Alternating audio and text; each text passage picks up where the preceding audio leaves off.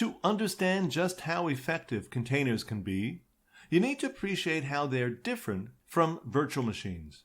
A VM, from a software perspective, must be completely self-contained. That means it has to bring its own kernel, device drivers, and security controls to the party. All those extra layers in the software stack take up a lot of drive space, slow down boot times, increase demand on your system resources, and add a whole lot of complexity. Even if it's not technically true, for all intents and purposes, a VM is a complete operating system running on its own hardware. Containers, on the other hand, know enough about their host system to allow them to share the host OS kernel. That architecture eliminates the need for all the software layers that would normally be required for tasks like managing hardware interface drivers. Here's another important consideration. In most cases, containers are built to be ephemeral. That means they're allowed to run for as long as nothing goes wrong, or their configuration isn't made obsolete by software updates. Once they're no longer working the way you want, rather than open a remote session to apply fixes or updates the way you would on a VM or a traditional server, containers are simply killed off and replaced by new versions.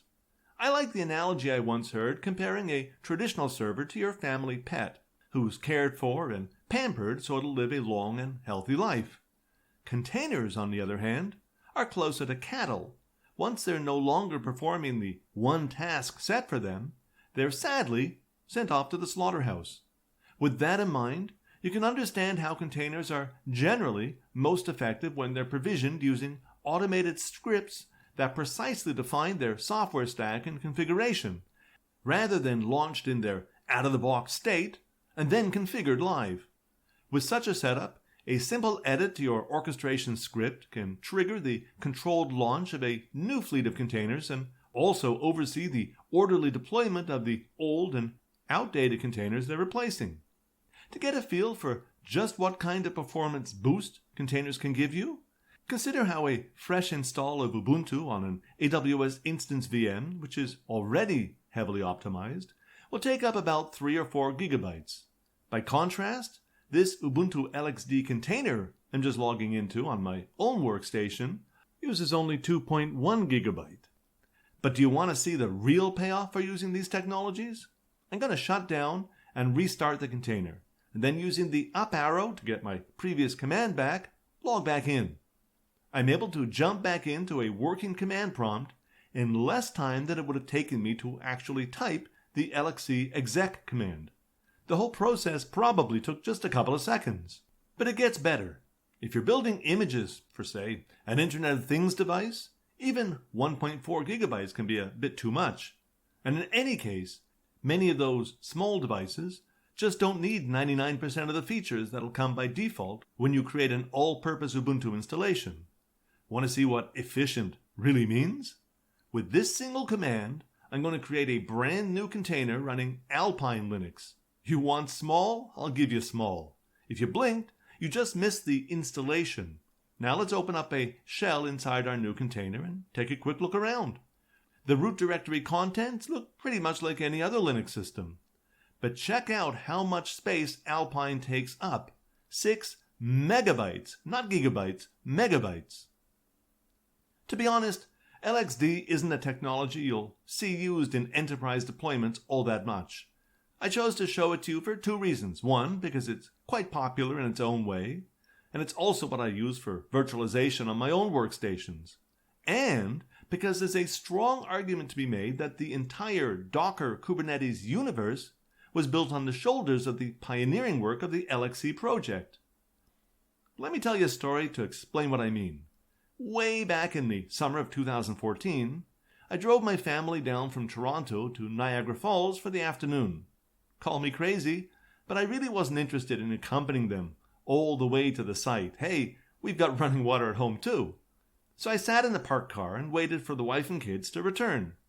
As I'd brought my laptop and a wireless internet connection, something not all that common in 2014, I figured I'd prepare for some work I'd taken on related to Docker. Now, up to that point, I'd never used or even seen Docker. But as I went through the Getting Started demo on Docker's website, there was something strangely familiar about what I was seeing. It took me a few minutes to finally realize that the Docker paradigm and ecosystem was really similar to what I've been doing with LXC containers for the previous year or two. As it turns out, it was more than just similar. The original default execution environment used in Docker was LXC. Just think about the lightweight and fast performance of those LXD containers you just saw in action. Then take those qualities and imagine adding complex infrastructure environments designed to support reliable image sharing along with complex multi-layered applications at enterprise scale. That should give you some idea of what you can get from Docker and Kubernetes deployments.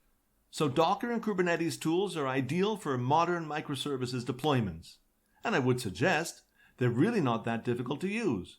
But they do exist in a very complicated, jargon-heavy world. What does it actually mean when people say things like, Docker works with Kubernetes, or minikube is a reduced implementation of Kubernetes? What's the difference between Docker Engine and Docker Swarm? Or between nodes, pods, and containers and kubelets? How is Helm different from Docker Hub? What's kubectl, containerd, Kube-proxy, and etcd? How do you control storage, scheduling, networking for your container fleets? Until you get a handle on all that vocabulary and on the tools and tool categories it represents, you'll have trouble making solid progress with your own projects. So my primary goal for the rest of this course is to provide some context.